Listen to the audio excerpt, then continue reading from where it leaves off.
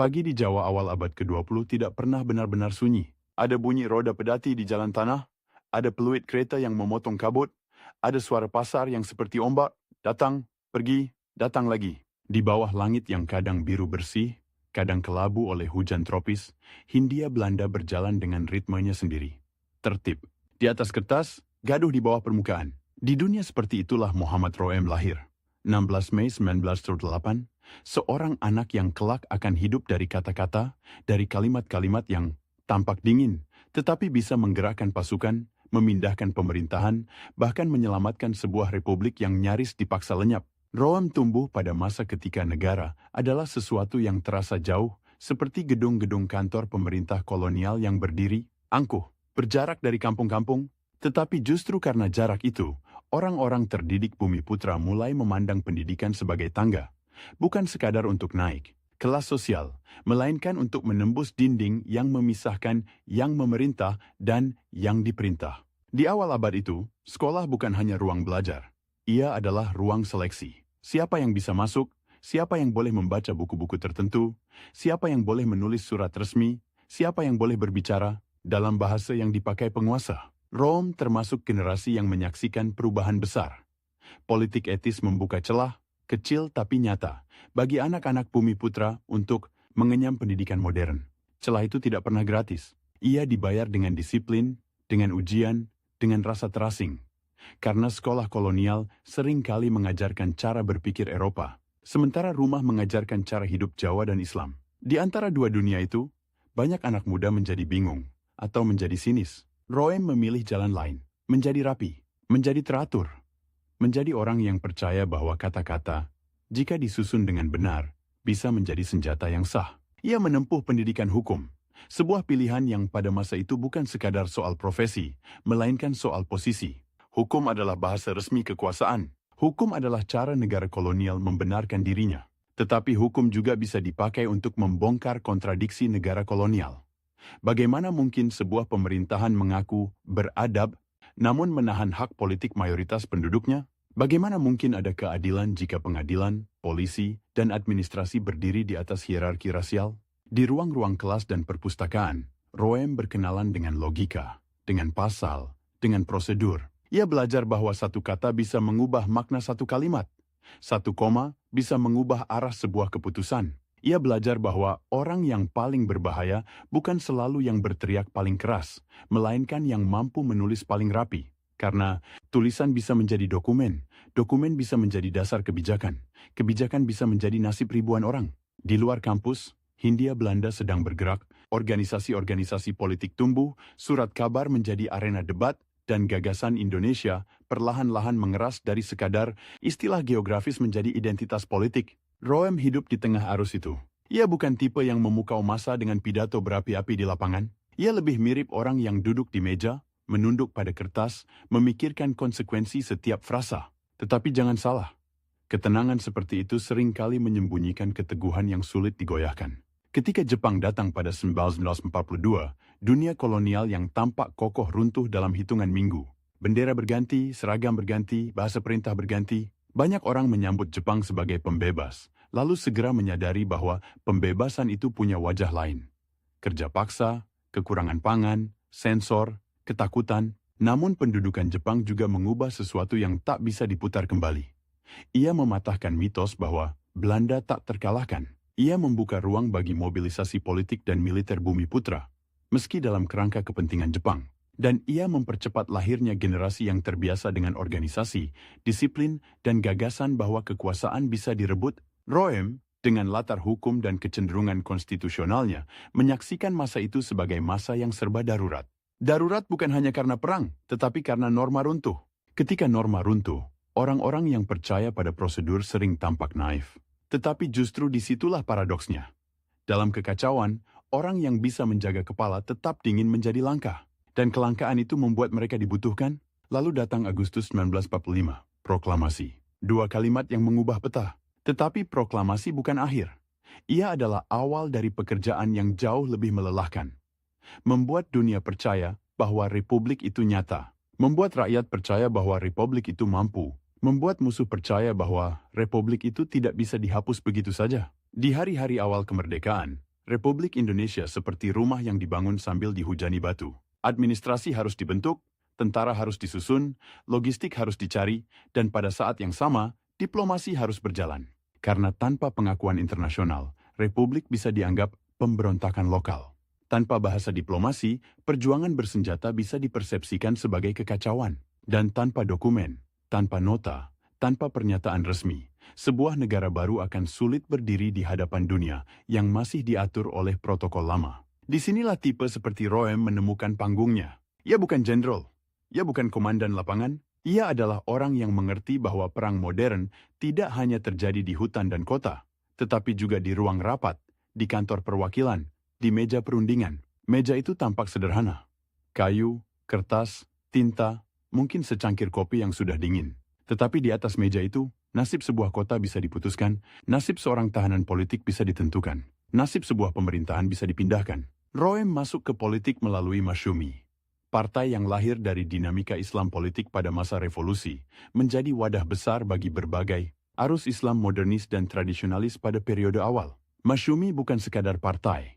Ia adalah jaringan, ia adalah forum, ia adalah tempat orang-orang terdidik Muslim berdebat tentang negara, demokrasi, syariat, konstitusi, dan modernitas. Di dalamnya ada idealisme, ada pragmatisme, ada juga ketegangan internal. Seperti semua organisasi besar yang mencoba memeluk terlalu banyak kepentingan. Roem dikenal sebagai tokoh yang serius, disiplin, dan cenderung legalistik. Ia percaya pada martabat negara. Ia percaya bahwa Republik harus tampil sebagai entitas yang beradab, yang bisa berbicara dengan dunia dalam bahasa yang dipahami dunia. Ini bukan soal ingin disukai oleh Barat, ini soal strategi. Dunia pasca Perang Dunia II sedang membangun tatanan baru. Perserikatan bangsa-bangsa, prinsip penentuan nasib sendiri, retorika anti-kolonial yang mulai mendapat tempat. Meski sering munafik dalam praktik, di celah retorika itulah Republik bisa menyelipkan dirinya jika ia mampu menyusun argumen yang tepat. Tetapi menyusun argumen bukan pekerjaan romantis, ia pekerjaan yang melelahkan. Ia menuntut data, kronologi, konsistensi, ia menuntut kemampuan menahan emosi ketika lawan bicara memelintir fakta. Ia menuntut kemampuan untuk tidak terpancing ketika delegasi lawan tersenyum tipis, seolah-olah berkata, "Kalian ini siapa? Baru kemarin lahir, sudah menuntut pengakuan." Roem belajar menghadapi itu. Ia belajar bahwa, dalam diplomasi, orang bisa menyerang tanpa menaikkan suara. Orang bisa menghina tanpa kata kasar. Orang bisa menolak tanpa mengatakan tidak. Dan orang bisa menjebak dengan satu frasa yang tampak netral. Sementara itu, di lapangan, situasi tidak pernah stabil. Setelah proklamasi, Belanda berusaha kembali, mereka datang dengan bendera lama, tetapi dengan narasi baru. Bukan kolonialisme, melainkan pemulihan ketertiban. Mereka membawa konsep federalisme, membentuk negara-negara bagian yang diharapkan bisa mengerdilkan Republik menjadi salah satu entitas, kecil di antara banyak entitas. Bagi banyak pemimpin Republik, ini bukan sekadar perbedaan bentuk negara. Ini adalah strategi pecah belah yang halus. Lebih halus daripada meriam, tetapi sama mematikannya. Di tengah tekanan itu, Republik harus memainkan dua papan catur sekaligus. Papan pertama, perang dan keamanan. Papan kedua, legitimasi internasional. Dan kedua papan itu saling mempengaruhi. Jika Republik terlihat brutal, dunia bisa menjauh. Jika Republik terlihat lemah, Belanda akan menekan lebih keras. Jika Republik terlalu keras dalam perundingan, pintu diplomasi bisa tertutup. Jika terlalu lunak, dukungan internal bisa runtuh. Roem berada di titik rawan itu. Ia harus menjaga agar Republik tetap punya wajah yang bisa ditampilkan ke dunia tanpa kehilangan kepercayaan dari rakyat dan pejuang di lapangan. Ini bukan pekerjaan yang membuat orang populer. Orang populer biasanya yang memberi jawaban sederhana. Roem hidup dari jawaban yang rumit. Pada 1946-1947, diplomasi Indonesia mulai masuk ke arena yang lebih luas.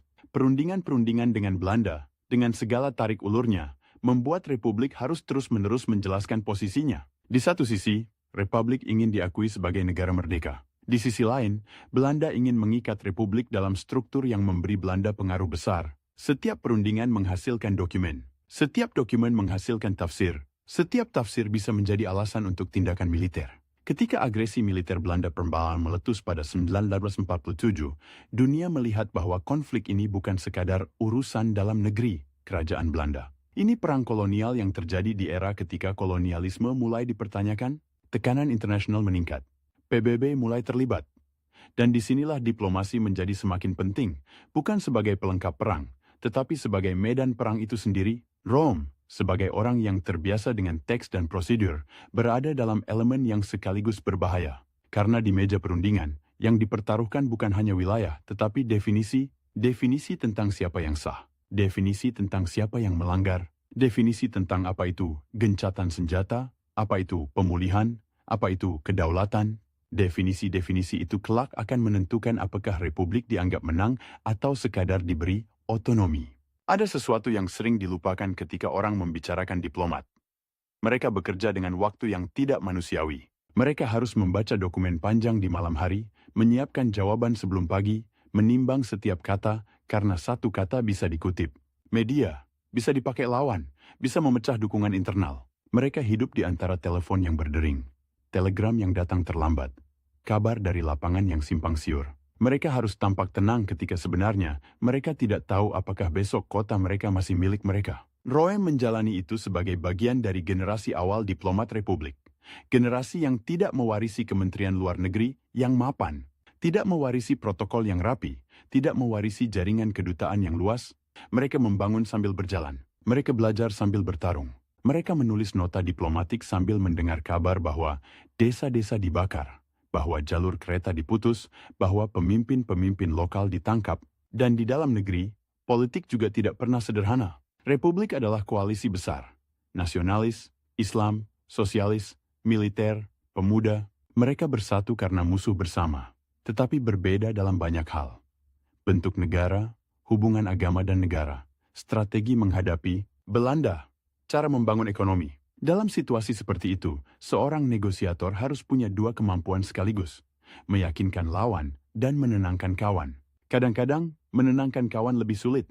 Rome dikenal sebagai orang yang tidak mudah terbawa emosi. Ia bukan berarti dingin tanpa rasa, ia justru paham bahwa emosi adalah bahan bakar politik. Tetapi ia juga paham bahwa emosi bisa membakar rumah sendiri. Maka ia memilih disiplin, ia memilih argumen, ia memilih prosedur.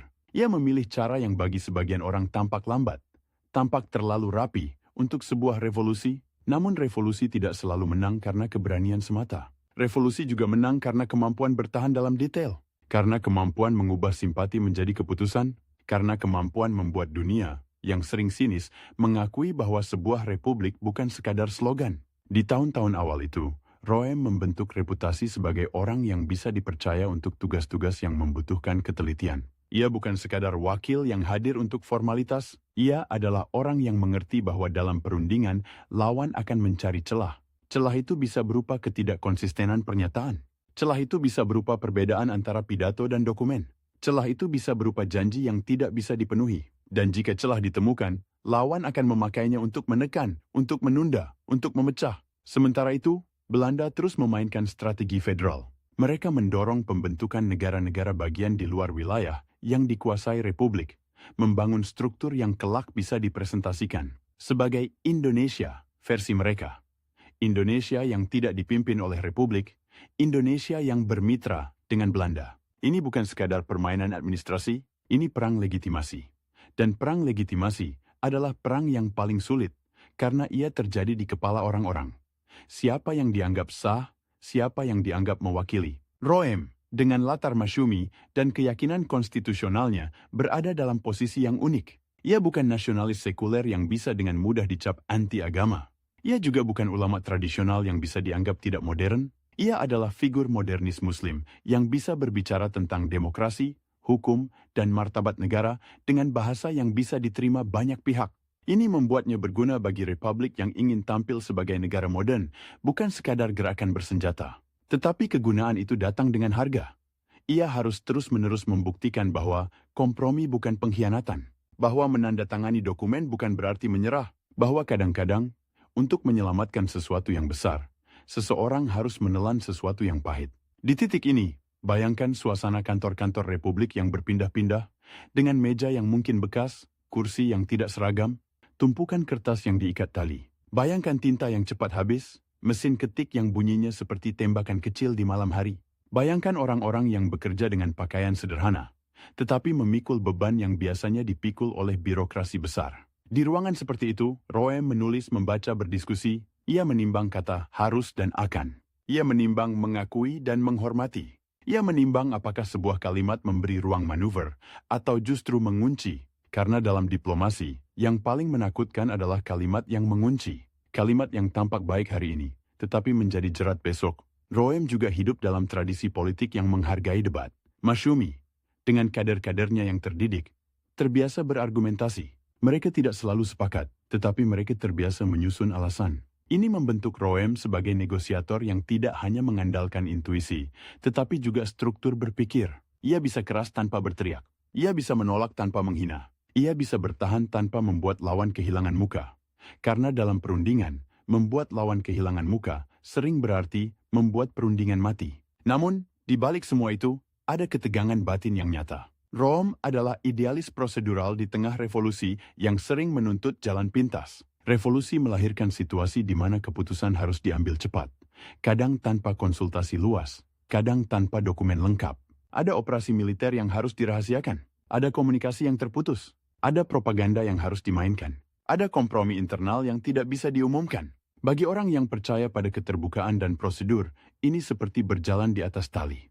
Tetapi ia berjalan, karena ia tahu, jika ia mundur, yang tersisa mungkin hanya suara-suara yang lebih keras, lebih sederhana, lebih berbahaya, dan Republik tidak bisa hidup hanya dari keberanian. Republik juga butuh kepala dingin. Menjelang akhir 1940-an, situasi semakin menegang. Dunia internasional mulai lebih memperhatikan, tetapi perhatian itu tidak selalu berarti dukungan. Negara-negara besar punya kepentingan. Amerika Serikat, misalnya, memandang Eropa pasca perang dengan kacamata perang dingin yang mulai mengeras. Belanda adalah sekutu. Tetapi kolonialisme adalah beban moral dan politik. Di antara dua hal itu, kebijakan bisa berubah-ubah. Republik harus pandai membaca angin. Dan membaca angin bukan pekerjaan tentara, itu pekerjaan diplomat. Roem termasuk orang yang mengerti bahwa opini dunia bisa menjadi senjata. Bukan senjata yang langsung menghentikan peluru, tetapi senjata yang bisa memaksa lawan berhitung ulang. Jika Belanda terlalu brutal, simpati dunia bisa berbalik. Jika Republik bisa menunjukkan diri sebagai pihak yang rasional dan sah, tekanan internasional bisa meningkat. Tetapi, untuk menunjukkan itu, Republik harus punya orang-orang yang bisa berbicara dalam bahasa diplomasi. Bahasa yang penuh nuansa, penuh kehati-hatian, penuh jebakan. Disinilah meja perundingan mulai tampak seperti medan perang yang sesungguhnya. Di medan perang biasa, kemenangan terlihat. Bendera ditancapkan, kota direbut. Di meja perundingan, kemenangan sering tidak terlihat. Ia tersembunyi dalam frasa yang memberi ruang. Ia tersembunyi dalam pengakuan implisit. Ia tersembunyi dalam kesediaan pihak lain untuk menandatangani sesuatu yang sebelumnya mereka tolak. Dan kadang-kadang, kemenangan itu baru terasa berbulan-bulan kemudian, ketika sebuah dokumen dipakai sebagai dasar untuk langkah berikutnya. Roem membangun dirinya untuk perang jenis itu. Ia bukan orang yang mengejar sorotan, ia mengejar hasil. Ia mengejar posisi Republik di atas kertas internasional. Karena ia tahu, kertas itu bisa menjadi tameng. Tipis rapuh, tetapi kadang cukup untuk menahan serangan berikutnya. Pada saat yang sama, ia harus menghadapi kecurigaan dari dalam. Dalam revolusi, selalu ada kecurigaan terhadap orang yang terlalu sering duduk dengan musuh. Selalu ada bisik-bisik. Apakah mereka terlalu dekat? Apakah mereka akan dibeli? Apakah mereka lupa penderitaan rakyat? Roem harus hidup dengan bisik-bisik itu. Ia harus membuktikan bahwa duduk di meja bukan berarti meninggalkan medan. Ia hanya memilih medan yang berbeda. Dan medan itu menuntut karakter tertentu, kesabaran yang hampir tidak manusiawi, kemampuan menahan diri ketika provokasi datang, kemampuan untuk tetap sopan ketika lawan bicara memutarbalikkan fakta, kemampuan untuk tetap fokus pada tujuan besar ketika detail kecil mengganggu. Roem punya itu.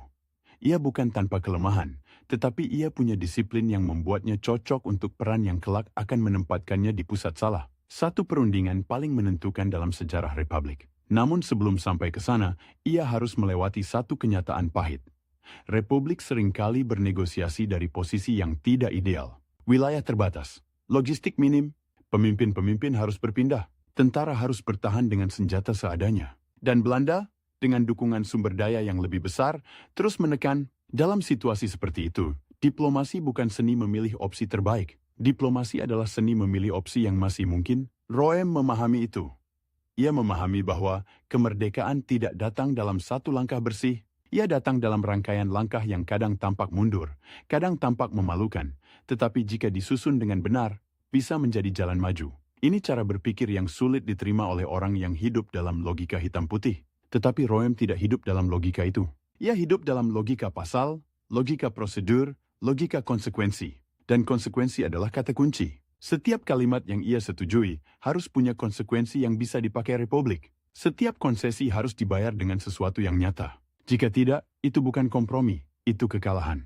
Di akhir bagian awal hidupnya, masa pembentukan, masa pendidikan, masa masuk ke politik dan diplomasi, Roem sudah menjadi tipe yang jelas, seorang idealis konstitusional yang percaya pada martabat negara. Tetapi juga seorang realis yang tahu bahwa martabat itu harus dipertahankan di dunia yang tidak selalu adil. Ia bukan orang yang menganggap diplomasi sebagai salon. Ia menganggapnya sebagai parit. Parit yang penuh lumpur, penuh tekanan, penuh permainan psikologis. Dan ia bersiap untuk itu. Karena di depan sana, jendela waktu akan menyempit. Tahun 1914-1999 akan datang seperti badai. Republik akan dipukul keras. Pemimpin-pemimpin akan ditangkap. Yogyakarta akan diduduki. Dunia akan menahan napas. Dan di tengah semua itu, orang seperti Roem, orang yang hidup dari kalimat, akan diminta melakukan sesuatu yang bagi sebagian orang tampak seperti menelan racun.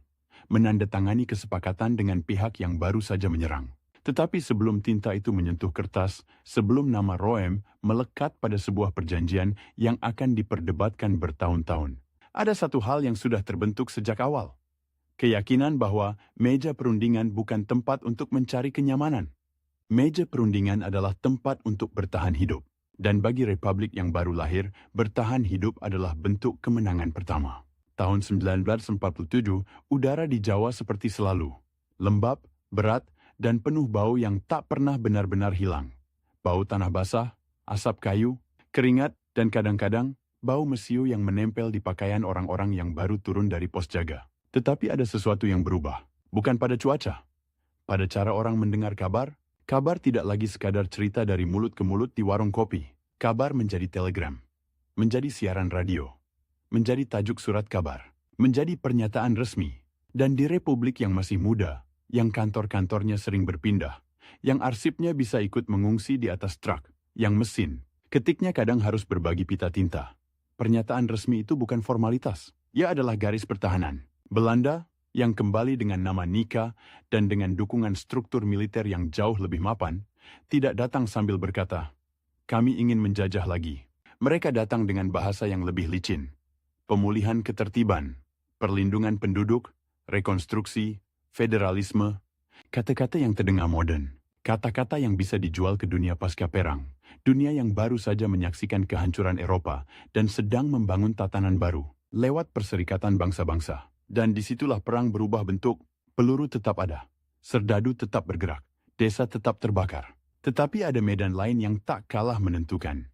Bagaimana konflik ini diceritakan kepada dunia? Agresi militer Belanda Zweefswam meledak pada Juli 1947. Operasi besar, cepat, terukur. Belanda merebut wilayah-wilayah strategis di Jawa dan Sumatera, terutama daerah-daerah ekonomi penting, perkebunan, jalur transportasi, pelabuhan. Mereka ingin menunjukkan bahwa Republik bisa dipukul kapan saja. Mereka ingin memaksa Republik kembali ke meja perundingan dengan posisi lebih lemah. Dan mereka ingin, kalau bisa, membuat dunia percaya bahwa ini sekadar aksi polisi di wilayah yang secara hukum masih bagian dari kerajaan Belanda. Di pihak Republik, ini bukan sekadar serangan militer. Ini serangan terhadap legitimasi. Karena Republik baru saja mulai membangun citra sebagai negara yang layak diakui. Baru saja mulai mengirim orang-orangnya ke luar negeri, menjalin simpati, menyusun argumen, lalu datang serangan yang membuat peta berubah dalam semalam. Dalam situasi seperti itu, orang-orang yang bisa menembak memang dibutuhkan. Tetapi orang-orang yang bisa menulis juga dibutuhkan, bahkan lebih dari itu. Orang-orang yang bisa menulis dengan cara yang membuat dunia tak bisa pura-pura tidak melihat. Muhammad Roem berada di lingkungan itu. Lingkungan orang-orang yang bekerja dengan kalimat, dengan nota, dengan pernyataan, dengan rumusan yang harus cukup tegas untuk menjaga martabat, tetapi cukup lentur untuk membuka ruang. Ia bukan satu-satunya. Revolusi melahirkan banyak diplomat dadakan. Banyak negosiator yang belajar sambil berlari, tetapi Roem punya sesuatu yang khas. Disiplin legalistik yang membuatnya selalu bertanya. Kalau ini ditulis begini, konsekuensinya apa? Kalau mereka menafsirkan begini, kita punya pegangan apa? Pegangan, itu kata yang penting. Karena di tahun-tahun itu, pegangan sering hilang, pemerintahan berpindah, komunikasi terputus, kabar dari front datang terlambat, kadang sudah basi, kadang sudah berubah. Dan di tengah kekacauan itu, dokumen menjadi semacam jangkar. Tipis, rapuh, tetapi jangkar. PBB mulai terlibat lebih serius setelah agresi 1947. Dunia internasional, terutama negara-negara yang baru saja menang perang melawan fasisme, sulit menelan mentah-mentah narasi kolonial lama. Ada Komisi 3 Negara, Komisi Jasa Baik, yang beranggotakan Amerika Serikat, Australia, dan Belgia. Mereka menjadi perantara. Mereka menjadi saksi. Mereka menjadi semacam panggung tempat Republik bisa berbicara, dan Belanda tidak bisa sepenuhnya mengendalikan lampu sorot. Lalu lahirlah Perjanjian Renville pada Januari 1948, ditandatangani di atas kapal USS Renville, bahkan tempatnya saja sudah simbol. Sebuah kapal perang Amerika, jangkar di Tanjung Priok, menjadi ruang rapat bagi dua pihak yang saling menuduh. Di atas kapal itu, udara pasti dingin oleh pendingin ruangan, kontras dengan panas Jakarta. Meja rapat rapi, seragam para perwira Amerika bersih. Dan di luar, di darat, rakyat hidup dengan kupon beras, dengan ketidakpastian, dengan rumor. Renville memberi gencatan senjata, tetapi juga melahirkan garis demarkasi yang terkenal itu. Garis Van Mook, garis yang pada praktiknya mempersempit wilayah efektif Republik. Banyak pejuang merasa dikhianati. Banyak komandan lapangan merasa dipaksa mundur dari daerah-daerah yang sudah mereka pertahankan dengan darah. Dan disinilah luka besar revolusi. Ketika keputusan di atas kertas memaksa orang-orang di lapangan menelan kenyataan pahit, Roem, sebagai orang yang percaya pada prosedur dan martabat negara, hidup di tengah luka itu, ia harus mendengar keluhan. Ia harus menghadapi kecurigaan. Ia harus menjelaskan bahwa gencatan senjata bukan berarti menyerah, bahwa mundur bukan berarti kalah selamanya, tetapi menjelaskan itu kepada orang yang baru saja kehilangan kampungnya bukan pekerjaan retoris. Itu pekerjaan moral. Dan seringkali, pekerjaan yang membuat orang dibenci. Di dalam Republik sendiri, perpecahan strategi makin terasa. Ada yang percaya bahwa diplomasi adalah jalan utama, karena tanpa pengakuan internasional, Republik bisa terus-menerus dipukul dan dianggap pemberontakan.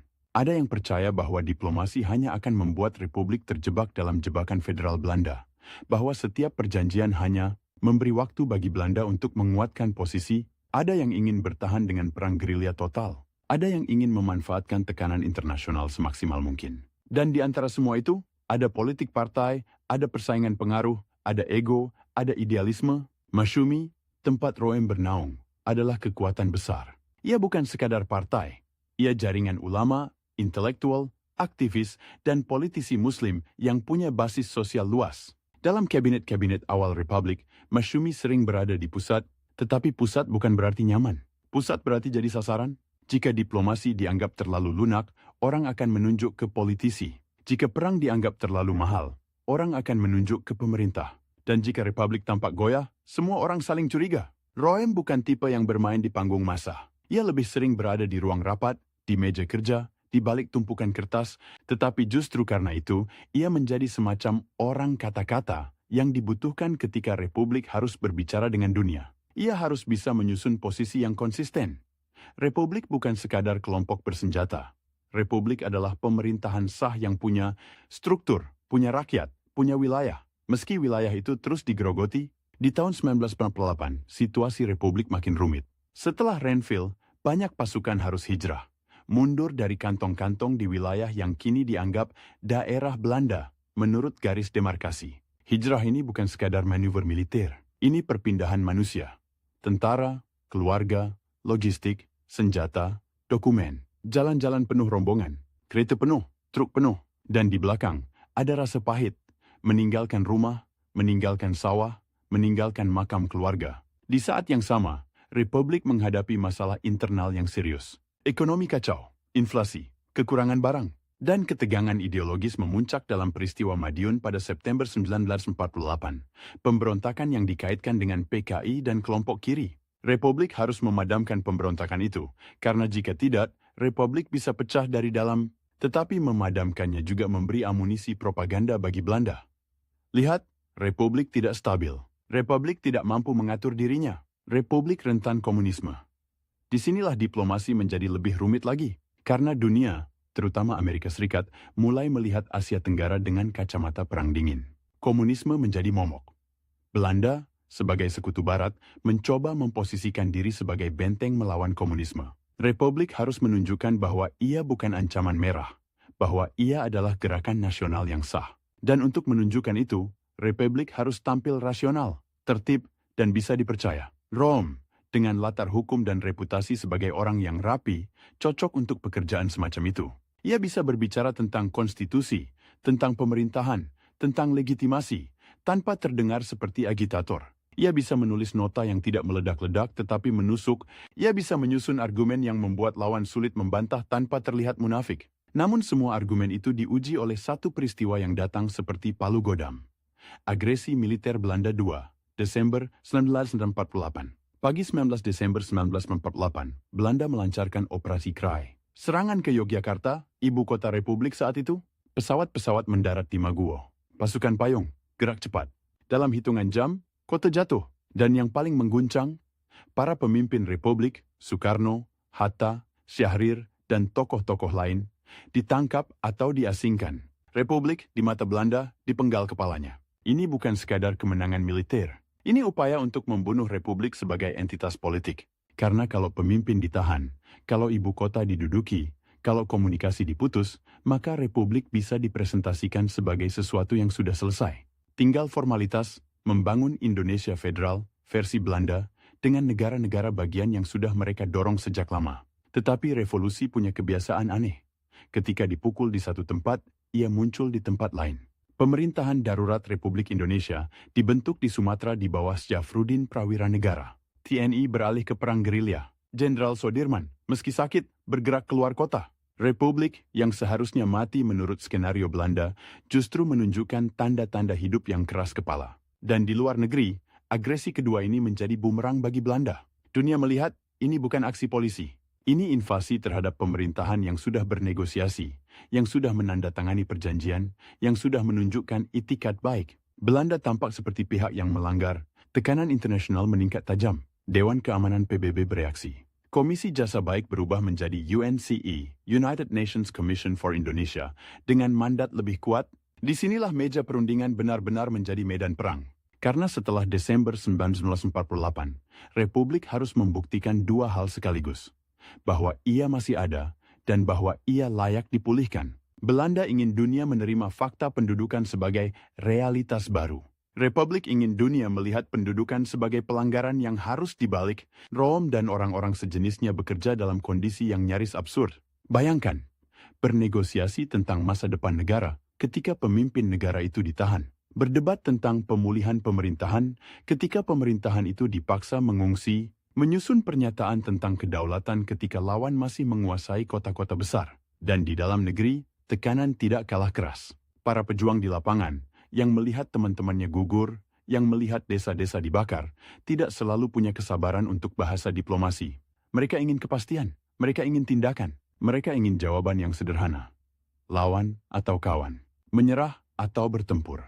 Sementara diplomat hidup di wilayah abu-abu, mereka harus bicara dengan orang yang kemarin memerintahkan serangan. Mereka harus duduk di ruangan yang sama, berjabat tangan, tersenyum tipis, lalu menulis kalimat yang bisa menyelamatkan ribuan orang.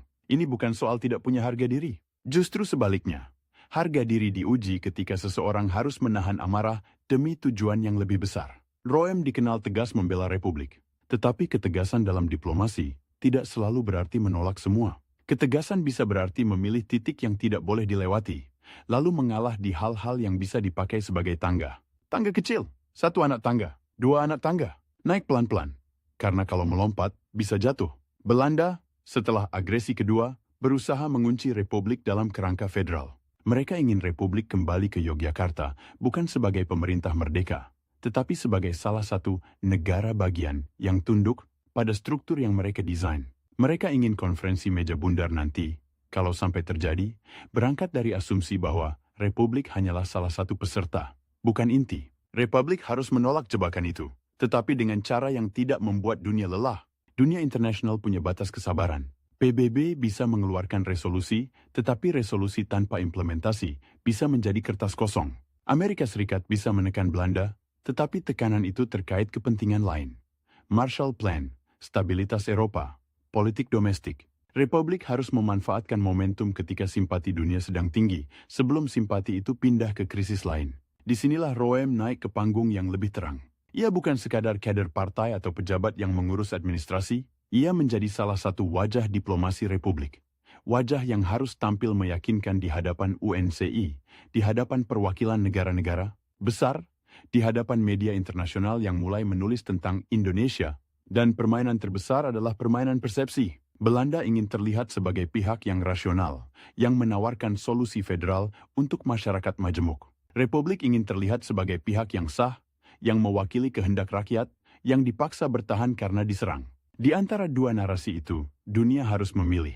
Atau setidaknya, dunia harus memutuskan siapa yang harus ditekan. Roem, dengan gaya yang tidak meledak-ledak, bisa menjadi alat yang efektif. Ia tidak perlu berteriak untuk terdengar. Ia bisa menyusun kalimat yang membuat lawan tampak inkonsisten. Ia bisa mengingatkan dunia bahwa Republik sudah menandatangani perjanjian sebelumnya, bahwa Republik sudah menunjukkan itikat baik, dan bahwa agresi kedua adalah pelanggaran terang-terangan. Tetapi di dalam Republik, setiap langkah diplomasi selalu punya bayangan. Apakah ini akan membuat kita tampak lemah? Bayangan itu tidak hilang. Ia mengikuti setiap delegasi, ia mengikuti setiap draft. Ia mengikuti setiap tanda tangan yang kelak akan dibubuhkan. Karena ada pengalaman pahit, Renville. Banyak orang merasa Renville membuat Republik mundur terlalu jauh. Maka setelah Desember 1948, setiap pembicaraan tentang perundingan akan memicu trauma. Trauma politik, trauma militer, trauma sosial. Roem harus bergerak di antara trauma itu dan kebutuhan strategis. Ia harus bisa meyakinkan bahwa perundingan kali ini bukan pengulangan Renville.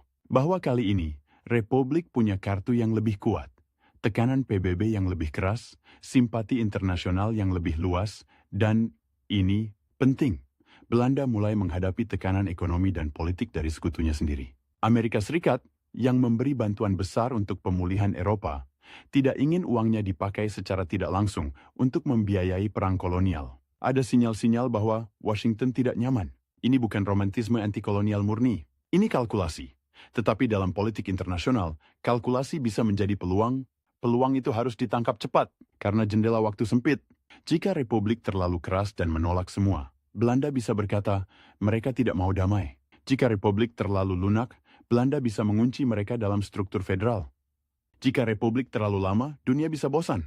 Dan jika dunia bosan, Belanda bisa bergerak lebih bebas. Di tengah tekanan itu, Roem dan rekan-rekannya harus memikirkan hal-hal yang tampak kecil, tetapi menentukan, apakah kata menghentikan lebih kuat daripada mengurangi? Apakah memerintahkan lebih mengikat daripada menganjurkan? Apakah pemerintah Republik Indonesia disebut sebagai entitas penuh atau hanya otoritas Republik? Apakah ada pengakuan implisit bahwa Republik masih ada? Satu kata bisa menjadi senjata, satu frasa bisa menjadi cerah. Dan diplomat hidup dari kemampuan membaca jerat sebelum kaki masuk. Sementara itu, di lapangan, perang gerilya berjalan. Serangan-serangan kecil, sabotase, penghadangan. Dan ada satu peristiwa yang mengguncang persepsi dunia dan juga moral dalam negeri. Serangan umum 1 Maret 1949 di Yogyakarta. Serangan yang menunjukkan bahwa TNI masih mampu memukul, bahwa Republik belum mati, bahwa pendudukan Belanda tidak pernah benar-benar aman. Serangan itu bukan sekadar operasi militer, ia pesan politik, pesan untuk rakyat, pesan untuk dunia, pesan untuk meja perundingan. Pesan itu memperkuat posisi diplomasi, karena diplomasi tanpa daya tahan militer sering dianggap kosong, dan daya tahan militer tanpa diplomasi bisa menjadi perang tanpa akhir. Republik, dengan segala keterbatasannya, mencoba menggabungkan keduanya. Gerilya di hutan dan kampung, argumen di ruang rapat. Roem berada di sisi argumen, tetapi ia tidak bisa mengabaikan sisi gerilya. Ia harus tahu apa yang terjadi di lapangan, karena lawan akan menggunakan situasi lapangan sebagai alasan. Jika ada pelanggaran gencatan senjata, Belanda akan menuduh Republik. Jika ada serangan gerilya, Belanda akan menyebutnya teror. Republik harus bisa menjelaskan bahwa perang gerilya adalah konsekuensi pendudukan, bukan pilihan sadis. Dan disinilah muncul dilema yang sangat manusiawi.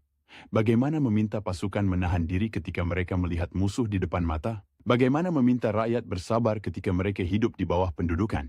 Bagaimana meminta politisi di Jakarta atau Yogyakarta yang kini diduduki untuk percaya pada proses yang lambat? Roem, sebagai idealis prosedural, percaya bahwa proses bisa menghasilkan hasil, Tetapi ia juga hidup di dunia yang tidak selalu menghormati proses. Belanda bisa melanggar perjanjian, dunia bisa menunda. UNCI bisa mengeluarkan rekomendasi yang tidak langsung dijalankan, dan setiap penundaan berarti penderitaan yang lebih lama. Maka diplomasi harus keras dengan caranya sendiri. Keras bukan dengan suara, tetapi dengan konsistensi, dengan kemampuan menolak rumusan yang berbahaya, dengan kemampuan memaksa lawan menjelaskan kontradiksi mereka sendiri, dengan kemampuan memanfaatkan tekanan internasional tanpa terlihat seperti boneka kekuatan besar. Di ruang-ruang perundingan, ada ritual yang tampak sopan tetapi sebenarnya brutal. Orang datang dengan map, duduk, menyebut yang mulia atau tuan, lalu mulai menembak dengan kalimat, kami menyesalkan, kami menegaskan. Kami tidak dapat menerima. Kata-kata itu seperti peluru yang dibungkus beludru. Roem harus menguasai beludru itu. Ia harus bisa membuat penolakan terdengar seperti ajakan. Ia harus bisa membuat tuntutan terdengar seperti kewajaran. Ia harus bisa membuat republik yang secara militer sedang terdesak tampak sebagai pihak yang bermartabat dan layak dihormati. Dan di balik semua itu, ada pekerjaan yang jarang terlihat. Menyusun instruksi, berkonsultasi dengan berbagai faksi, memastikan bahwa delegasi tidak melangkah terlalu jauh dari mandat, karena delegasi yang terlalu bebas bisa dianggap mengkhianati garis politik, tetapi delegasi yang terlalu terikat bisa kehilangan fleksibilitas. Diplomasi adalah seni bergerak di antara dua jurang. Roem juga harus menghadapi kenyataan bahwa Belanda tidak monolitik. Ada politisi di Den Haag, ada militer di lapangan, ada administrator kolonial, ada kelompok-kelompok yang punya kepentingan ekonomi. Kadang-kadang, delegasi Belanda di meja perundingan tidak sepenuhnya mengendalikan tindakan militer di lapangan. Kadang-kadang, tindakan militer di lapangan justru dipakai untuk memperkuat posisi tawar di meja. Ini permainan klasik. Tekan di lapangan, tawarkan kompromi di meja. Republik harus membaca permainan itu. Dan Roem, dengan naluri legalistiknya, cenderung mencari cara untuk mengikat permainan itu ke dalam komitmen tertulis. Jika Belanda menekan di lapangan, Republik ingin ada mekanisme pengawasan. Jika Belanda menawarkan gencatan senjata, Republik ingin ada definisi yang jelas. Jika Belanda bicara tentang pemulihan, Republik ingin pemulihan yang nyata. Pemimpin dibebaskan, pemerintahan kembali, administrasi berjalan. Karena tanpa pemulihan pemerintahan Republik, semua perundingan hanya sandiwara. Republik harus kembali ke Yogyakarta, bukan sebagai simbol kosong, tetapi sebagai bukti bahwa ia masih entitas politik yang hidup. Bukti itu penting untuk langkah berikutnya. Konferensi meja bundar, pengakuan kedaulatan, dan pembongkaran struktur kolonial. Namun untuk sampai ke sana, Republik harus melewati fase paling rapuh. Ketika pemimpin ditahan, ketika ibu kota diduduki, ketika dunia menunggu apakah Republik akan runtuh atau bertahan. Di fase rapuh itu, orang seperti Roem menjadi semacam jembatan. Jembatan antara gerilya dan diplomasi, antara idealisme dan pragmatisme, antara kemarahan rakyat dan bahasa protokol internasional, dan jembatan selalu diinjak dari dua arah.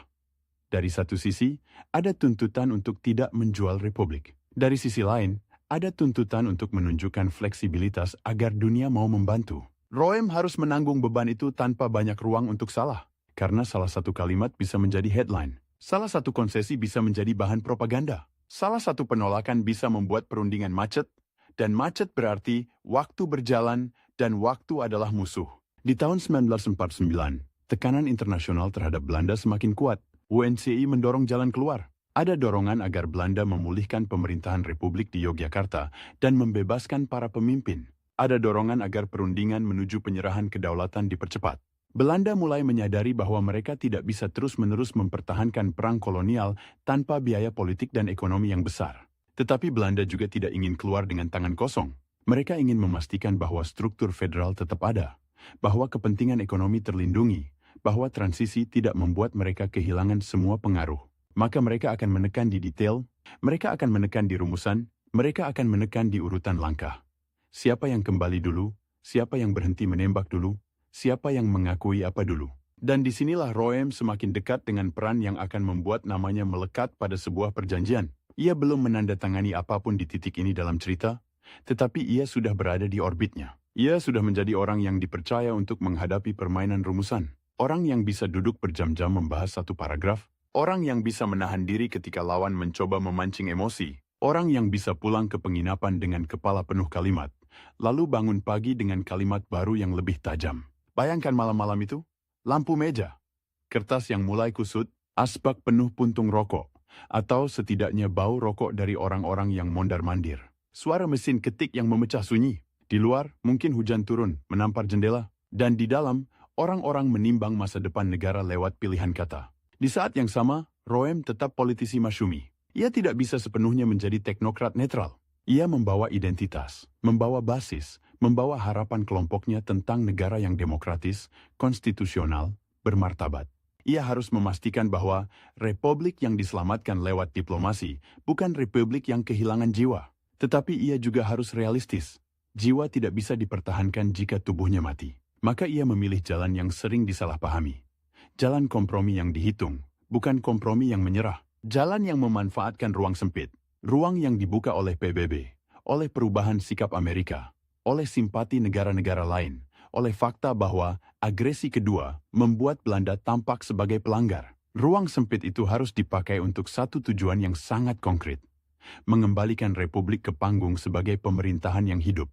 Bukan sekadar gerilya, bukan sekadar simbol, pemerintahan yang bisa kembali ke Yogyakarta, mengibarkan bendera, menjalankan administrasi, dan duduk di konferensi internasional. Sebagai pihak yang tidak bisa dihapus. Karena begitu Republik kembali berdiri secara administratif, permainan berubah. Dunia tidak lagi berhadapan dengan pemberontak yang bersembunyi di hutan. Dunia berhadapan dengan pemerintah yang dipulihkan oleh tekanan internasional. Dan itu memberi Republik posisi tawar yang jauh lebih kuat menuju pengakuan kedaulatan. Tetapi untuk sampai ke titik itu, seseorang harus bersedia menahan stigma. Stigma terlalu lunak.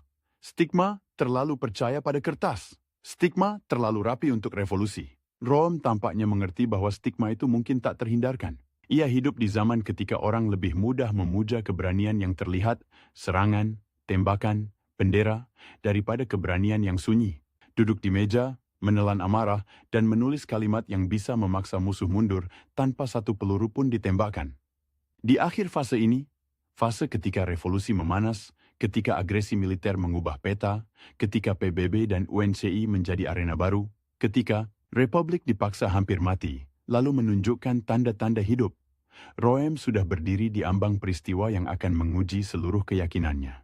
Keyakinan bahwa prosedur bisa menjadi senjata, keyakinan bahwa martabat negara bisa dipertahankan lewat rumusan yang tepat, keyakinan bahwa meja perundingan, betapapun dingin dan penuh jebakan, bisa menjadi tempat di mana sebuah republik yang dikepung menemukan jalan keluar. Dan jalan keluar itu, seperti biasa, tidak akan terlihat heroik pada hari pertama. Itu akan terlihat seperti selembar kertas, seperti tanda tangan, seperti kalimat yang diperdebatkan sampai larut malam. Tetapi justru disitulah revolusi modern sering menang.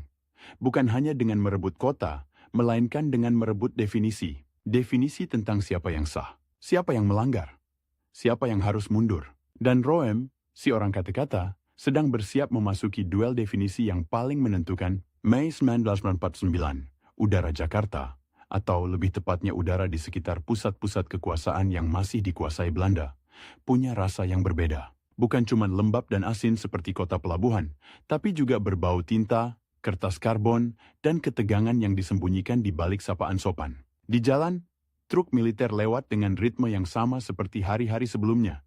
Tetapi di ruang-ruang rapat, ritmenya lain.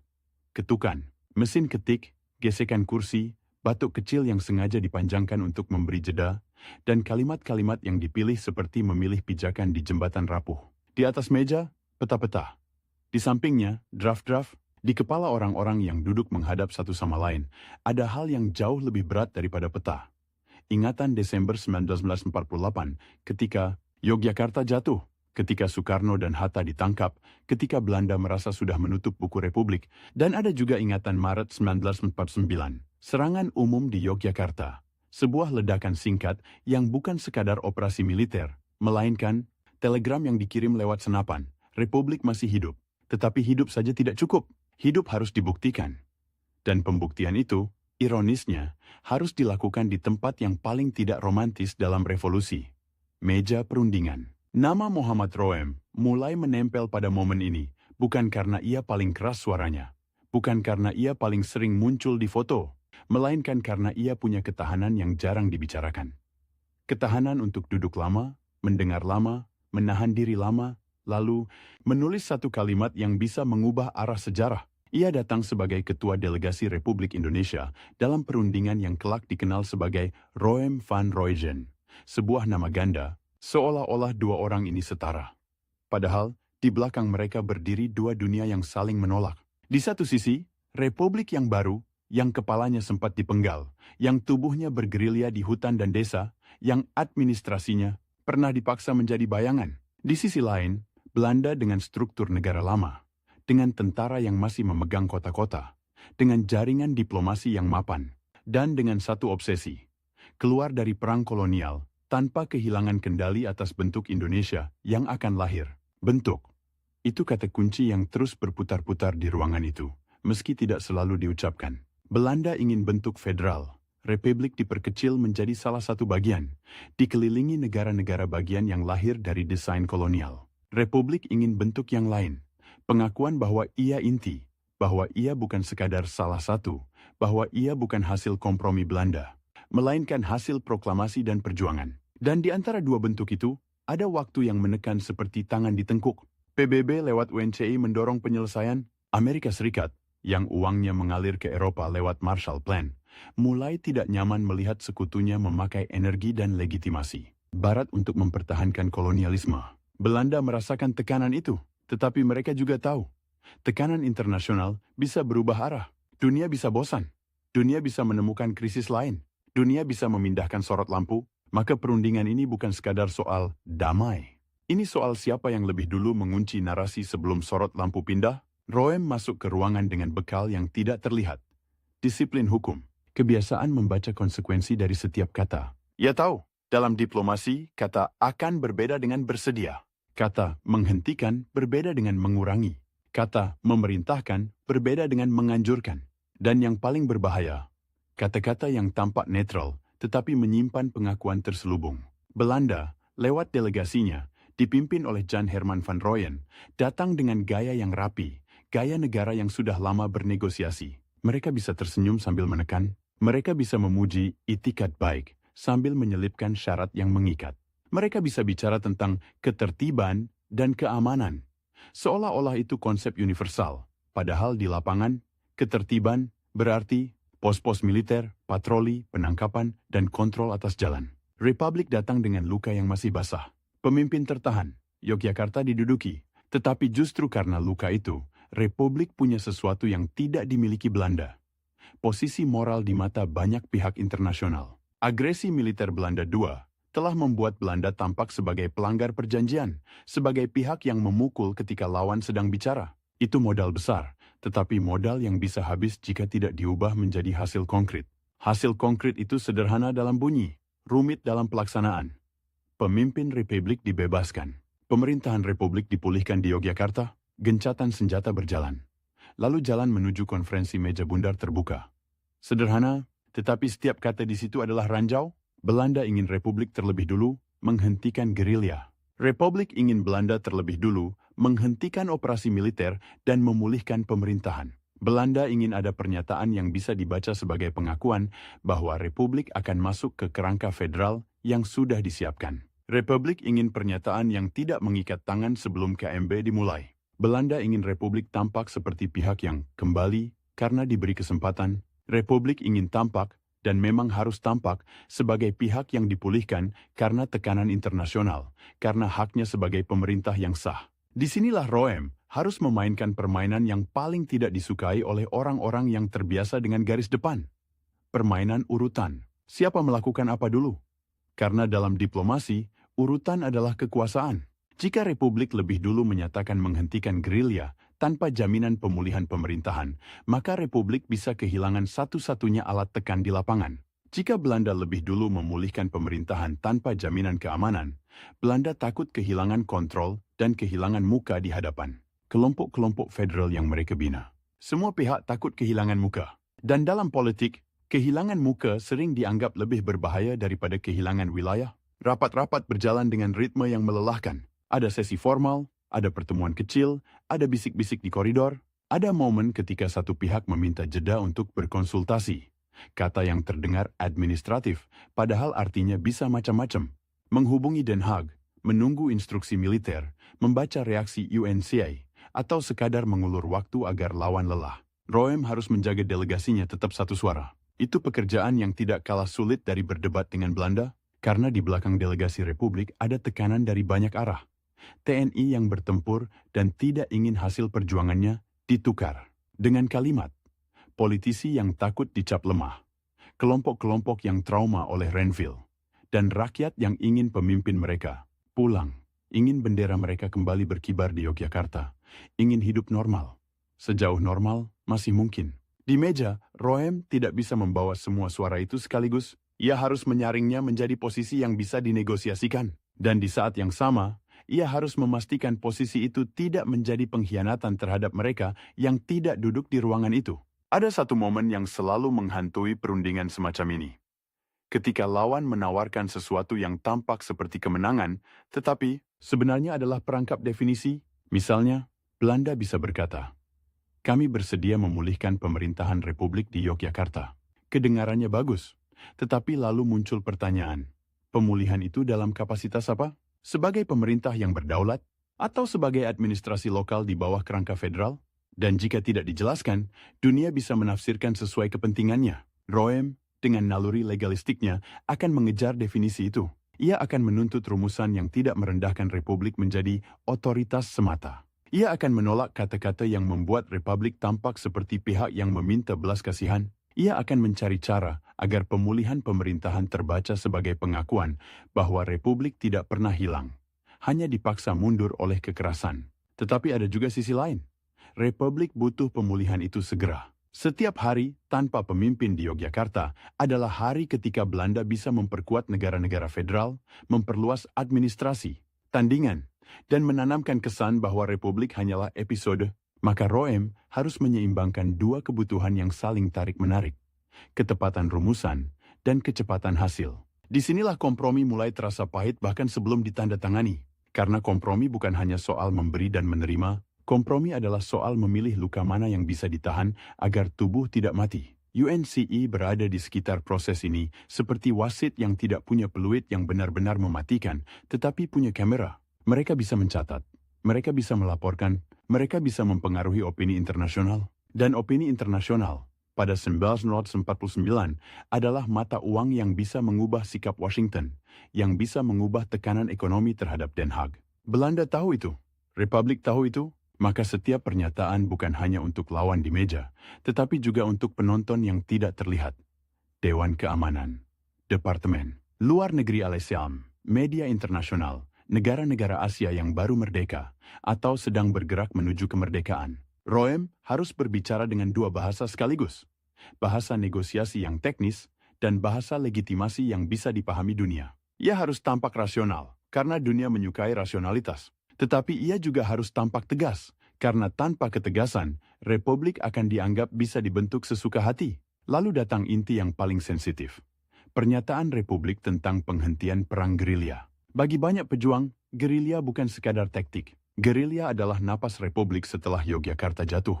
Gerilya adalah bukti bahwa Republik tidak bisa dipadamkan dengan menangkap pemimpin. Gerilya adalah cara bertahan ketika kota-kota dikuasai. Maka meminta gerilya dihentikan terdengar seperti meminta Republik menahan napas. Tetapi Roem melihat medan yang lebih luas. Gerilya memberi tekanan, ya? Tetapi gerilya juga memberi Belanda alasan untuk menunda pemulihan. Alasan untuk berkata bahwa keamanan belum ada. Alasan untuk menuduh Republik tidak bisa mengendalikan pasukannya. Dan di mata dunia, terutama dunia yang sedang masuk era Perang Dingin, ketidakmampuan mengendalikan kekuatan bersenjata bisa menjadi stigma yang mematikan. Maka rumusan harus dibuat sedemikian rupa agar Republik tidak tampak menyerah, tetapi juga memberi jalan bagi pemulihan. Rumusan yang mengikat cukup untuk meyakinkan UNCI dan pihak internasional bahwa Republik serius, tetapi tidak mengikat sedemikian rupa sehingga Republik kehilangan posisi tawar sebelum pemimpin dibebaskan dan pemerintahan dipulihkan. Disinilah permainan kalimat menjadi duel yang sebenarnya. Roem dan delegasinya harus menyusun pernyataan yang pada satu sisi menyatakan kesediaan untuk menghentikan perang gerilya dan bekerja sama dalam pemulihan keamanan, tetapi pada sisi lain menempatkan itu dalam kerangka proses yang lebih besar. Pemulihan pemerintahan, Republik di Yogyakarta, dan partisipasi dalam konferensi meja bundar untuk penyerahan kedaulatan. Belanda ingin kalimat yang bisa dibaca sebagai, Republik mengakui bahwa gerilya adalah gangguan yang harus dihentikan demi ketertiban. Yang didefinisikan Belanda, Republik ingin kalimat yang bisa dibaca sebagai, penghentian gerilya adalah bagian dari langkah menuju pemulihan pemerintahan yang sah dan pengakuan kedaulatan. Perbedaan itu tipis di atas kertas, tetapi di lapangan, perbedaan itu bisa berarti hidup atau mati. Ada malam-malam ketika draft berubah berkali-kali, kata diganti, frasa dipindah, tanda koma diperdebatkan. Orang-orang yang tidak pernah merasakan diplomasi mungkin akan tertawa. Masa depan negara ditentukan oleh koma? Ya, karena koma bisa mengubah subjek dan objek. Koma bisa mengubah siapa yang melakukan, siapa yang menerima, siapa yang bertanggung jawab, dan di sela-sela itu, Roem harus memikirkan satu hal yang lebih sunyi. Bagaimana ia akan menjelaskan ini kepada kawan sendiri? Karena ia tahu, begitu tanda tangan dibubuhkan, akan ada yang berkata, ini terlalu lunak. Akan ada yang mengingat Renville dan berkata, ini pengulangan. Akan ada yang melihat kalimat tentang penghentian gerilya dan berkata, ini menyerah. Dan Roem, yang tidak punya panggung massa, yang tidak punya gaya orator, harus menanggungnya dengan cara yang ia kenal. Dengan argumen, dengan dokumen, dengan penjelasan yang mungkin tidak memuaskan emosi, tetapi menyelamatkan struktur. Akhirnya, kesepakatan itu terbentuk. Perjanjian Rome Van Rooyen, Mei 1949. Di atas kertas, ia tampak seperti rangkaian pernyataan dan komitmen. Tetapi di baliknya, ia adalah pertukaran yang sangat mahal. Republik, melalui delegasinya, menyatakan kesediaan untuk menghentikan perang gerilya dan bekerja sama dalam pemulihan keamanan dan ketertiban, serta ikut serta dalam konferensi meja bundar. Belanda, pada gilirannya, menyetujui langkah-langkah yang membuka jalan bagi pembebasan para pemimpin Republik dan pemulihan pemerintahan Republik di Yogyakarta. Bagi orang yang melihat dari jauh, ini bisa tampak seperti transaksi. Kalian berhenti menembak, kami kembalikan kalian ke ibu kota. Tetapi bagi Roem, dan bagi mereka yang membaca peta kekuasaan internasional, ini adalah cara mengubah tekanan moral menjadi hasil politik yang konkret. Karena begitu pemimpin Republik dibebaskan dan pemerintahan kembali ke Yogyakarta, Republik tidak lagi sekadar gerakan yang bertahan. Republik kembali menjadi pemerintah yang bisa menerima tamu diplomatik, mengirim delegasi resmi, mengeluarkan keputusan administratif, dan, yang paling penting, duduk di konferensi meja bundar bukan sebagai hantu, melainkan sebagai pihak yang hidup. Pemulihan pemerintahan di Yogyakarta bukan sekadar simbol, ia adalah bukti yang bisa ditunjukkan kepada dunia. Republik tidak bisa dihapus. Belanda boleh menduduki kota, tetapi tidak bisa menghapus legitimasi. Dan legitimasi di era PBB adalah senjata yang bisa memaksa negara kolonial mundur tanpa harus kalah total di medan tempur. Ketika pemerintahan Republik kembali ke Yogyakarta, kota itu berubah menjadi panggung yang penuh makna. Jalan-jalan yang pernah dilalui patroli pendudukan kini kembali melihat bendera merah putih berkibar dengan cara yang berbeda. Bukan sebagai bendera gerilya, tetapi sebagai bendera pemerintah yang dipulihkan. Kantor-kantor kembali bekerja, mesin ketik kembali berdetak. Arsip-arsip yang sempat tercerai-berai mulai disusun lagi, dan setiap lembar surat resmi yang keluar dari Yogyakarta adalah pernyataan. Republik ada. Tetapi kemenangan semacam ini selalu punya bayangan. Di kalangan tertentu, terutama mereka yang merasakan pahitnya mundur setelah Renville, kesepakatan ini tetap terasa seperti menelan sesuatu yang tidak enak. Ada yang bertanya-tanya, mengapa Republik harus menyatakan penghentian gerilya sementara Belanda belum benar-benar pergi? Mengapa harus ada komitmen yang bisa ditafsirkan sebagai pengekangan terhadap TNI? Roem berada tepat di tengah badai tafsir itu.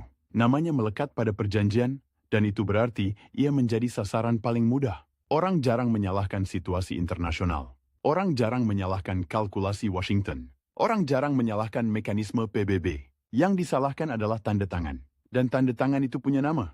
Tetapi lihat apa yang terjadi setelahnya. Dengan pemerintahan Republik kembali ke Yogyakarta, jalan menuju konferensi meja bundar menjadi lebih nyata. Belanda tidak lagi bisa berkata bahwa Republik sudah tidak ada. Mereka tidak lagi bisa memaksakan narasi bahwa Indonesia hanya bisa dibentuk lewat negara-negara federal buatan mereka. Republik kembali sebagai pusat gravitasi, dan di KMB nanti perdebatan akan jauh lebih besar.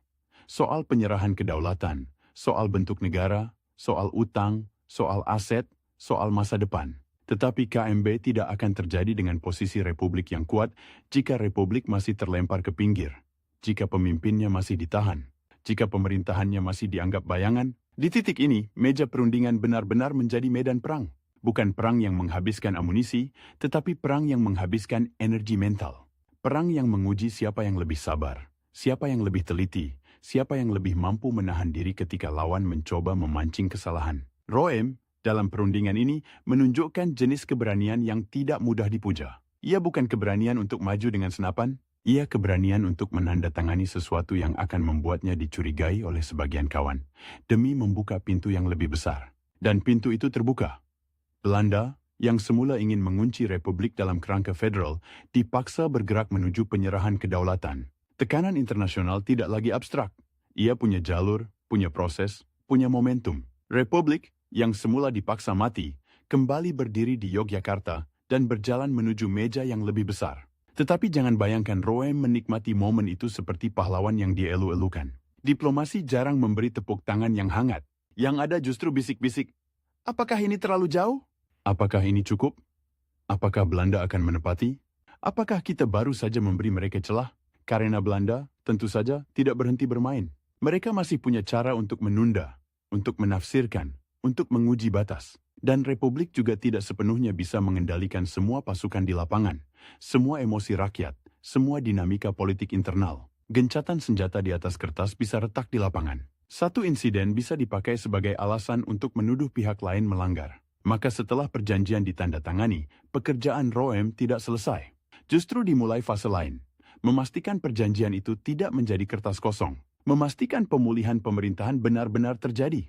Memastikan pembebasan pemimpin berjalan. Memastikan dunia melihat implementasi, bukan hanya janji. Dan di sini, lagi-lagi, detail menjadi segalanya. Jadwal, rute, prosedur. Siapa yang mengawal siapa?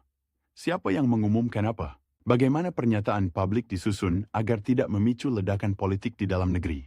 Bagaimana menjaga agar pihak yang merasa dikhianati tidak melakukan tindakan yang memberi Belanda alasan untuk membatalkan proses di ruang-ruang kantor yang kembali hidup di Yogyakarta? Orang-orang bekerja dengan rasa dikejar. Mereka menyusun kembali administrasi, menyiapkan delegasi untuk KMB, mengatur komunikasi dengan daerah-daerah, menenangkan pasukan, menenangkan rakyat, dan di atas semua itu, ada satu kebutuhan, menunjukkan kepada dunia bahwa Republik bukan hanya simbol perlawanan, tetapi negara yang bisa mengelola dirinya. Roem, sebagai orang yang percaya pada prosedur, pasti melihat momen ini sebagai pembenaran pahit. Prosedur memang lambat, tetapi prosedur bisa mengikat lawan lebih kuat daripada teriakan. Karena ketika dunia sudah mencatat, ketika UNCI sudah melaporkan, ketika Washington sudah memberi sinyal, Belanda tidak lagi bebas. Bergerak seperti 1947 atau 1948. Mereka masih bisa mencoba, tetapi biaya politiknya naik. Dan biaya itu yang akhirnya memaksa mereka menuju akhir, 1949, menuju pengakuan kedaulatan. Tetapi di Mei 1949, semua itu belum menjadi kepastian. Yang ada baru selembar kertas, tanda tangan, dan serangkaian komitmen yang bisa runtuh jika salah satu pihak memutuskan untuk bermain kasar lagi. Roem menandatangani, bukan karena ia percaya Belanda tiba-tiba menjadi baik. Ia menandatangani karena ia membaca peta kekuatan. Belanda sedang terjepit oleh tekanan internasional, dan Republik punya kesempatan untuk mengubah tekanan itu menjadi langkah yang tidak bisa ditarik kembali. Itulah paradoksnya. Kesepakatan yang tampak lunak bisa menjadi alat yang paling keras jika ia memaksa lawan bergerak ke arah yang tidak mereka inginkan. Dan ketika orang-orang nanti menyebut perjanjian Rome-Van Rooyen, mereka sering mengingatnya sebagai satu momen, padahal ia adalah rangkaian jam-jam panjang. Kalimat-kalimat yang diperas dari ketegangan dan keputusan-keputusan kecil yang diambil. Di bawah bayang-bayang senjata, meja itu dingin, kertas itu tipis, tinta itu cepat kering. Tetapi dari benda-benda yang tampak remeh itulah, Republik menemukan cara untuk kembali ke Yogyakarta, untuk kembali menjadi pemerintah yang terlihat dan untuk melangkah ke panggung yang lebih besar. Panggung tempat kedaulatan akhirnya harus diucapkan, bukan sebagai slogan, melainkan sebagai fakta. Kedaulatan, ketika akhirnya diucapkan sebagai fakta pada akhir 1949, terdengar seperti kata yang sudah lama kita kenal. Padahal, ia lahir dari hal-hal yang tidak heroik. Daftar agenda, jadwal kereta, nota diplomatik, dan orang-orang yang menahan emosi. Agar kalimat tidak meledak menjadi peluru. Setelah Rome-Van Rooyen, Republik kembali ke Yogyakarta, dan dunia melihatnya bukan sebagai legenda gerilya, melainkan sebagai pemerintahan yang bisa menandatangani surat, menerima utusan, mengatur kantor, dan menagih janji. Tetapi bagi Muhammad Roem, kemenangan semacam itu tidak pernah datang tanpa tagihan. Tagihannya bukan uang. Tagihannya adalah reputasi, kecurigaan, dan kesunyian panjang yang menunggu di ujung karier politik Indonesia. Yogyakarta pasca pemulihan bukan kota yang tiba-tiba kembali normal. Normal itu kemewahan. Yang ada adalah kota yang seperti baru bangun dari pingsan. Masih limbung, masih memar, tetapi memaksa diri berdiri karena ada tamu yang menonton. Jalan-jalan yang beberapa bulan sebelumnya menjadi rute patroli dan kendaraan lapis baja, kini kembali dipenuhi sepeda, becak, dan orang-orang yang berjalan cepat, bukan karena santai, melainkan karena pekerjaan menumpuk. Kantor-kantor yang sempat kosong harus diisi lagi. Arsip yang disembunyikan harus dikeluarkan. Stempel-stempel harus ditemukan. Mesin ketik harus diperbaiki. Dan di atas meja, lagi-lagi meja, ada kertas-kertas yang menentukan apakah pemulihan itu sungguh pemulihan atau hanya jeda sebelum pukulan berikutnya. Di luar kota, di desa-desa dan jalur-jalur yang pernah menjadi nadi gerilya, ada perasaan yang lebih rumit. Para pejuang yang bertahan ketika pusat pemerintahan jatuh, yang hidup dari dukungan rakyat, yang tidur di lantai bambu dan bangun oleh suara pesawat, kini mendengar kata-kata seperti gencatan senjata dan penghentian gerilya dibacakan dengan nada resmi. Bagi sebagian, itu terdengar seperti perintah untuk melupakan pengorbanan. Bagi sebagian lain, itu terdengar seperti kesempatan untuk bernapas. Dan di antara dua perasaan itu, Republik harus menjaga satu hal. Disiplin. Karena satu tembakan yang salah, satu insiden yang tidak terkendali, bisa dipakai Belanda untuk berkata kepada dunia, lihat, mereka tidak bisa mengendalikan pasukannya. Mereka tidak layak menjadi negara. Roem memahami logika itu sejak awal. Ia bukan orang yang memuja kekerasan sebagai bahasa utama politik. Ia percaya pada bentuk, pada prosedur, pada legitimasi, pada cara negara berdiri di atas aturan, bukan di atas dendam. Tetapi ia juga hidup di zaman ketika aturan sering dipakai sebagai topeng. Belanda bisa bicara tentang ketertiban sambil menahan pemimpin. Bisa bicara tentang keamanan sambil membangun negara-negara federal yang dimaksudkan untuk mengecilkan republik. Maka setelah perjanjian, pekerjaan Roem dan orang-orang sejenisnya adalah memastikan bahwa kata-kata di atas kertas benar-benar mengikat. Lawan, bukan justru mengikat diri sendiri? Konferensi meja bundar di Den Haag, akhir 1949, sering dikenang sebagai panggung besar. Delegasi, bendera, foto-foto resmi, dan pernyataan yang terdengar final. Tetapi panggung besar itu berdiri di atas panggung kecil yang lebih melelahkan. Rapat-rapat persiapan, perdebatan internal, dan kalkulasi. Yang dingin tentang apa yang bisa diterima dan apa yang harus ditolak. Di sana, di Den Haag, Republik berhadapan bukan hanya dengan Belanda, tetapi juga dengan rancangan masa depan yang sudah disiapkan.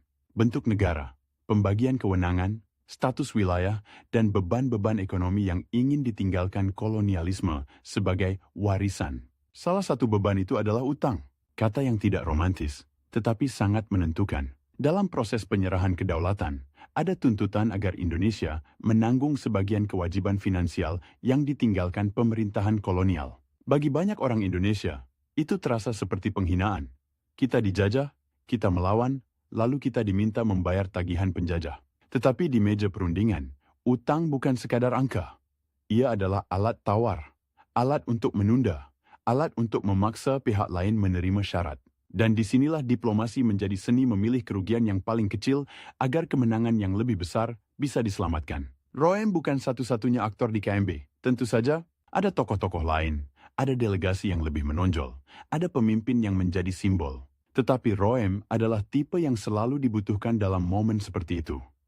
Orang yang bisa membaca dokumen seperti membaca peta ranjau. Orang yang tahu bahwa satu frasa bisa menjadi pintu masuk bagi interpretasi yang merugikan. Orang yang tidak mudah terpancing oleh retorika. Karena ia tahu retorika sering dipakai untuk menutupi klausul. Ketika kedaulatan akhirnya diserahkan pada 27 Desember 1949, Indonesia memasuki babak baru yang tidak kalah keras. Revolusi bersenjata memberi tempat pada revolusi administrasi. Membangun negara dari puing, menyatukan wilayah yang luas, menata hubungan, sipil militer, dan mengelola politik yang tiba-tiba menjadi arena terbuka. Di masa ini, Roem bergerak dalam orbit Masyumi, partai yang menjadi rumah bagi banyak tokoh Islam modernis dengan tradisi organisasi yang kuat, disiplin kader, dan keyakinan bahwa negara harus berdiri di atas konstitusi dan moral publik. Masyumi pada awal 1950-an bukan sekadar partai. Ia adalah salah satu pilar politik nasional. Di parlemen, di kabinet-kabinet yang berganti cepat, di perdebatan tentang dasar negara, tentang demokrasi parlementer, tentang hubungan pusat daerah, Masyumi hadir sebagai kekuatan besar. Dan Roem, dengan latar belakang hukum dan diplomasi, menjadi salah satu wajah yang cocok untuk pekerjaan negara. Bukan pekerjaan yang memerlukan pidato berapi-api, melainkan pekerjaan yang memerlukan ketelitian, kesabaran, dan kemampuan menahan diri ketika politik berubah menjadi pertengkaran. Indonesia pada masa demokrasi parlementer adalah negara yang seperti mesin yang terus dipaksa berjalan sambil komponennya diganti. Kabinet jatuh, kabinet naik. Koalisi dibentuk, koalisi pecah. Di luar, ada pemberontakan dan ketegangan daerah. Di dalam, ada perdebatan ideologi dan perebutan pengaruh. Dalam situasi seperti itu, diplomat bukan hanya orang yang berbicara dengan negara lain. Diplomat juga orang yang menjaga agar negara sendiri tidak pecah oleh kata-kata. Ketika Roem menjadi Menteri Luar Negeri pada 1957, ia masuk ke posisi yang secara formal tampak puncak, tetapi secara praktis penuh jebakan. Dunia sedang berada dalam ketegangan Perang Dingin. Negara-negara baru merdeka menjadi medan perebutan pengaruh. Indonesia, dengan politik luar negeri yang ingin bebas aktif, harus menavigasi antara blok barat dan blok timur tanpa menjadi satelit. Dan di saat yang sama, Indonesia punya agenda yang sangat konkret dan sangat emosional. Irian Barat. Irian Barat adalah luka yang belum ditutup oleh penyerahan kedaulatan. Belanda masih mempertahankannya dan bagi Indonesia itu adalah sisa kolonialisme yang tidak bisa diterima. Diplomasi tentang Irian Barat bukan sekadar diplomasi wilayah, ia adalah diplomasi harga diri.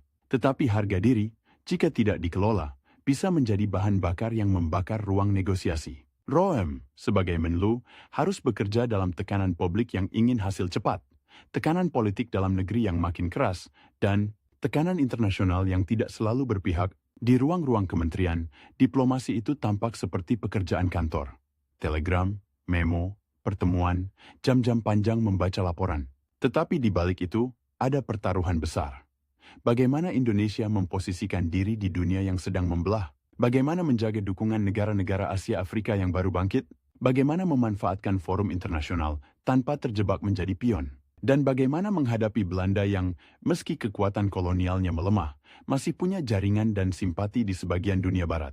Roem bukan tipe yang mencari sorotan. Ia bekerja dengan cara yang lebih sunyi. Membangun argumen, menyiapkan posisi, menjaga agar pernyataan resmi tidak memberi celah. Tetapi politik Indonesia bergerak ke arah yang makin sulit bagi tipe seperti itu. Demokrasi parlementer yang gaduh mulai dianggap tidak efektif. Presiden Soekarno mendorong konsep demokrasi terpimpin. Militer makin kuat sebagai aktor politik. Partai-partai, termasuk Masyumi, mulai berada dalam posisi yang tidak nyaman. Di satu sisi mereka bagian dari sejarah Republik, di sisi lain mereka bisa dianggap pengganggu bagi proyek politik baru yang ingin memusatkan kekuasaan. Di titik ini, paradoks Roem menjadi semakin tajam. Ia adalah orang yang membantu menyelamatkan Republik lewat kompromi strategis pada 1949. Tetapi kini ia berada di kubu yang dicurigai sebagai oposisi. Ia adalah orang yang percaya pada prosedur, tetapi prosedur mulai dianggap penghambat. Ia adalah orang yang percaya pada martabat negara, tetapi martabat negara mulai didefinisikan bukan oleh konstitusi, melainkan oleh kesetiaan pada garis politik yang ditentukan pusat. Ketegangan itu tidak terjadi dalam ruang hampa. Akhir 1950-an adalah masa ketika Indonesia menghadapi pergolakan daerah, PRRI, dan Permesta. Ini bukan sekadar pemberontakan bersenjata. Ini adalah gejala dari ketidakpuasan terhadap pusat, terhadap distribusi kekuasaan, terhadap ekonomi, terhadap peran militer, dan terhadap arah politik nasional. Dalam konflik seperti ini, garis antara oposisi politik dan ancaman keamanan menjadi kabur. Dan ketika garis itu kabur, negara cenderung memilih cara yang paling cepat, menekan Masyumi sebagai partai besar dengan tokoh-tokoh yang punya pengaruh di daerah, terseret dalam pusaran kecurigaan. Ada tokoh-tokoh yang terlibat atau dianggap terlibat dalam gerakan-gerakan itu. Negara, di bawah Soekarno, dan dengan dukungan kekuatan-kekuatan tertentu, bergerak menuju pembubaran Masyumi pada 1960. Bagi Roem, itu bukan sekadar pembubaran partai. Itu adalah pemutusan jalur politik yang selama ini menjadi wadah bagi gagasan-gagasan konstitusional yang ia yakini, dan ketika sebuah partai dibubarkan, Yang tersisa bukan hanya kekosongan organisasi, yang tersisa adalah daftar nama. Nama-nama yang bisa dipanggil, diperiksa, dibatasi, ditahan. Roem termasuk di antara tokoh-tokoh Masyumi yang kemudian mengalami penahanan pada era Orde Lama. Penahanan politik di masa itu bukan selalu soal pengadilan terbuka dan vonis yang jelas. Seringkali ia adalah cara negara menyingkirkan orang dari ruang publik, memotong jaringan, dan mengirim pesan kepada yang lain. Jangan melawan arus. Bayangkan ironi yang pahit, orang yang pernah duduk di meja perundingan dengan Belanda, menahan tekanan kolonial, memanfaatkan PBB dan opini dunia untuk memulihkan Republik, kini harus menghadapi negara yang ia bantu lahir. Negara yang kini memandangnya dengan curiga. Meja perundingan sebagai medan perang berubah bentuk. Kini medan perang itu adalah ruang interogasi, surat keputusan penahanan, pembatasan, gerak, dan kesunyian yang memakan hari. Di masa penahanan, waktu berjalan dengan cara yang berbeda. Tidak ada agenda rapat yang padat. Tidak ada telegram yang harus dijawab. Yang ada adalah jam-jam panjang, berita yang datang terlambat, dan perasaan bahwa sejarah bergerak tanpa meminta izin. Di luar, politik Indonesia makin keras. Konfrontasi dengan Malaysia, ketegangan dengan Barat, kedekatan dengan blok tertentu. Dan di dalam negeri, pertarungan ideologi yang makin tajam antara kekuatan-kekuatan besar. Nasionalis, komunis, militer, dan kelompok Islam yang ruang geraknya makin sempit. Lalu datang 1965-1966, masa yang seperti retakan besar dalam sejarah Indonesia, peristiwa 30 September, pembunuhan, penangkapan, pembalasan, perubahan kekuasaan yang cepat dan brutal. Dalam transisi itu, banyak orang yang sebelumnya disingkirkan oleh Orde Lama berharap ruang baru terbuka. Tetapi Orde Baru yang lahir setelahnya bukan sekadar kembali ke demokrasi parlementer. Ia membangun sistemnya sendiri. Lebih terpusat, lebih terkendali, lebih curiga terhadap politik massa, dan lebih selektif dalam menentukan siapa yang boleh menjadi bagian dari narasi resmi. Bagi tokoh seperti Roem, Orde Baru adalah ambivalensi. Di satu sisi, ia bukan lagi musuh utama, seperti di masa pembubaran Masyumi. Di sisi lain, ia juga bukan tokoh yang akan diberi panggung besar. Orde Baru punya kebutuhan untuk menata sejarah. Memilih pahlawan, memilih penjahat, memilih siapa yang disebut konstitusional, dan siapa yang disebut mengganggu stabilitas. Masyumi, dengan sejarahnya yang kompleks, tidak mudah dimasukkan ke dalam kotak yang rapi. Dan Roem, sebagai salah satu wajah Masyumi sekaligus diplomat Republik, berada di wilayah abu-abu itu. Ia tetap dihormati dalam lingkaran tertentu sebagai negarawan. Ia tetap dikenang sebagai penandatangan perjanjian yang membuka jalan bagi pemulihan Republik. Tetapi politik Orde Baru tidak memberi ruang luas bagi partai-partai lama untuk hidup kembali dalam bentuk aslinya. Islam politik diarahkan ke kanal yang lebih terkendali. Aktivitas politik dibatasi. Dan orang-orang seperti Roem lebih sering hadir sebagai rujukan moral, sebagai saksi sejarah, bukan sebagai pengambil keputusan. Di tahun-tahun itu, warisan Roem menjadi bahan perdebatan yang tidak pernah benar-benar selesai. Ada yang melihatnya sebagai pahlawan kompromi. Orang yang berani menelan pahit demi menyelamatkan Republik. Ada yang tetap menyimpan kecurigaan lama, bahwa pernyataan penghentian gerilya pada 1949 adalah terlalu lunak, bahwa diplomasi selalu berisiko menjadi jalan masuk bagi manipulasi lawan. Tetapi sejarah memberi petunjuk yang keras. Tanpa pemulihan pemerintahan di Yogyakarta, tanpa jalan menuju KMB, Republik bisa kehilangan panggung internasional pada saat yang paling menentukan, dan panggung internasional pada 1948-1949 bukan dekorasi. Ia adalah medan tempur yang menentukan apakah Belanda bisa terus mengklaim legitimasi. Roem hidup cukup lama untuk melihat bagaimana negara yang ia bantu selamatkan berubah berkali-kali wajah. Dari revolusi ke parlementer, dari parlementer ke terpimpin, dari terpimpin ke Orde Baru. Ia melihat bagaimana kata stabilitas bisa menjadi alasan untuk membungkam.